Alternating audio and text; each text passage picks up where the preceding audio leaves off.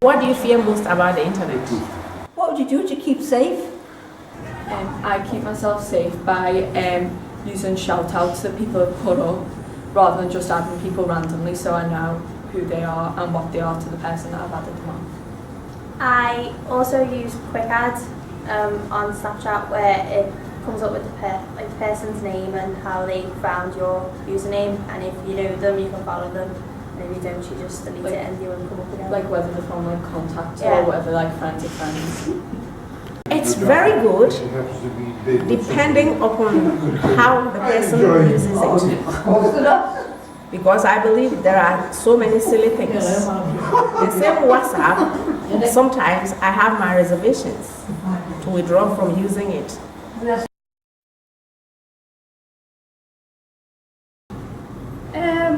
Well, we use like Instagram and Facebook and Snapchat, which is where like you sort of show people where you are and like what you're doing at a certain time. You don't like need to show like exactly where you are. It doesn't have like the exact pinpoint of the location. But if you're on holiday in Spain, like you can say like, is it like in Spain? And it just like comes up, so you can share with your family and friends. Okay, what apps could I use? I recommend Facebook because it's like the easiest to use, like out of all of them. I feel like because like loads of parents and people use Facebook as like as adults, and like when like it's sort of weird when like your children have got Instagram, like you don't want to sort of be using the same technology. It's sort of like that. So is it safe? Yeah, you can make it safe because it's who you accept. If you accept someone that you don't know, then it's not going to be safe for you. If you accept just your family, then it's going to be safe. I would use friends only rather than public because it's like more safe and you can choose who to accept and decline. So if a random person tries to add you, you're not like accepting them, and then they're going to be like seeing your pictures when you don't want them to. What would you do without your phone? I could do anything without my phone. I like when it's like comes to like dinner time and that, and you're at the table, like no one's allowed their phone at the table because I think it's really rude, and so is the rest of my family. So I just will talk to anyone and I talk to a person. So if I don't have my phone, I'll still talk to someone.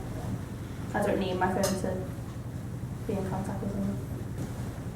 Well, I'd go out, but I mostly get lost because I kind of need that to find my way around. Because we got lost in the woods, so we had to use snowflakes to find our way out. You find out that one information, you receive it from about 20 people the same day.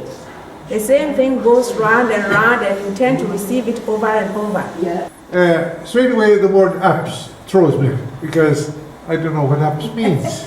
If it was application, I would know what application was. Maybe it's application, but it's probably an attachment to the phone because mobile technology has left me behind.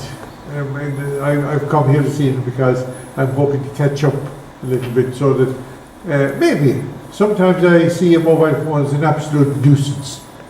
Are you helpless without your phone? I mean, can't you just like walk over to your friend's house or? They might be out, so if you just woke up and then the dad answers, then you're just gonna let you know. Tell me more about like how are you not as jacked in as you said you are? Or that you don't need your phone, or that's what I see is kids are always on their phone. Well, it's the way it's an easy way to communicate. It's like the way we all communicate now. So if I have a friend who, say my friend isn't well, and I'm in school, my friend isn't there, I'll leave school and I'll message them. I can't just go to the house if they're unwell. It's just an easier way to contact people.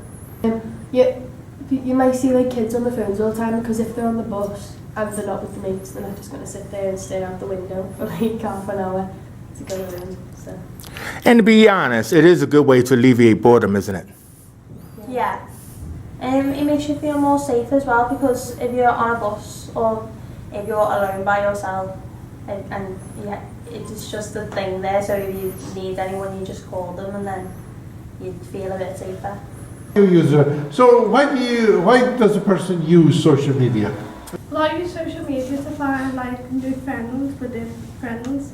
So like if my friend has like a friend I've developed quite a long time, if they're on like a video chat, I'd join, and then like we'd all become friends in a way, which I think is really good because like you're just getting to know new people. It depends where you live, because if you live in a small place then you could just go down there, but if it's in a big place it's not like you can just, because they could be anywhere. Yeah, like some friends like live further away than others. Like with my friends, we don't all live quite close to each other, so it'd be hard just to walk over to the house because they might not be in. And some of them have like brothers and sisters, and that's just not as easy as it was then. There's coffee too, but WhatsApp, for me, it's a medium of having interaction with my family twice in a day. In the morning, It's all right. But we use it for morning devotion and exhortation with the scriptures. And then in the evening, so through that, when one of my children leads the morning devotion with exhortation, studying the scriptures and everything. And so through that, the rest of the family responds. The one in Ghana, the one in Germany, those in London, Huddersfield, they all respond. And it's a means. So is this technology convenient for you then compared to back in the day? It is really convenient because I'm able to hear from the children every day. I know how they are doing. So what did he do before like he's all had phones? a government phone. A government phone? What's that? What do we call it? The local phone we have, the plug-in one we have. It was attached to the wall, wasn't Phone it? on the wire. Yeah, phone on the wire. Yeah. Did you communicate with people back in the day? Back in my day, we didn't even have electricity. In 1943, when I was born, there was no electricity in rural Ireland. So we had no power in the first place. The phone became a reality probably in 1970.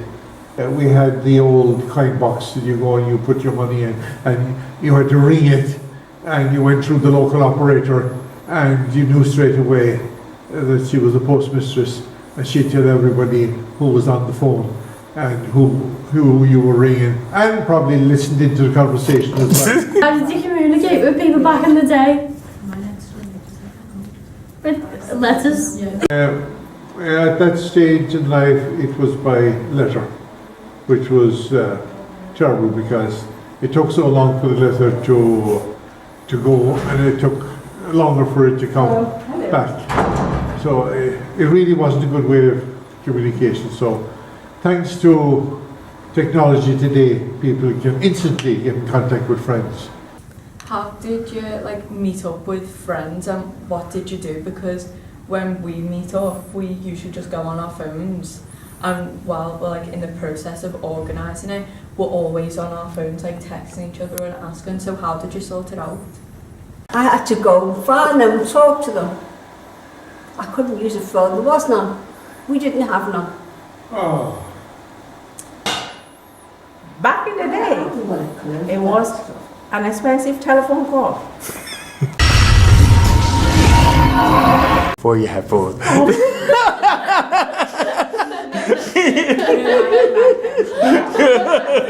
Well, you know, when it was 100 carats. But you were those ones there, you had to keep in the house. Yeah, it was like the rotary phone, right? Hello. Exactly. So, I mean, what did you do You before? can't bring them out, can you? Yeah, what did you do before, the internet or the texting and stuff? Yeah. Yeah. What did you do before the internet? Yeah. That. It was only invented 20 years ago, wasn't it?